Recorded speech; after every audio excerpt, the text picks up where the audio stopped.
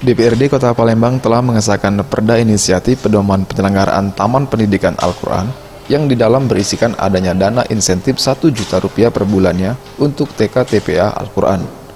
Ketua Pansus 5 Ade Victoria mengatakan, mulai tahun depan, guru ngaji, ustadz dan ustazah di Kota Palembang akan mendapatkan insentif tersebut. Hasil pembahasan bersama Kementerian Agama dan BKP RMI Kota Palembang disepakati nominal insentif sebesar Rp1 juta.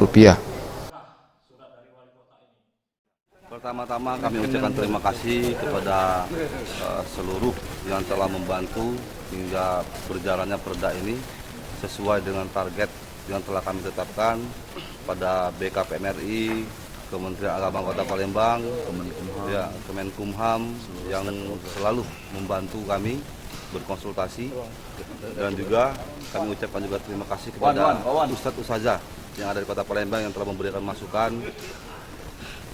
Wacana sebesar Rp1 juta ini sebenarnya bukan untuk per orang.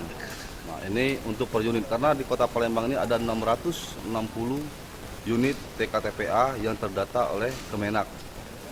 Nah, dari 660 ini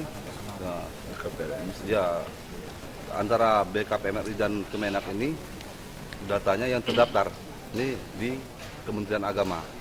Jadi anggaran Rp1 juta ini per unit TK-TPA.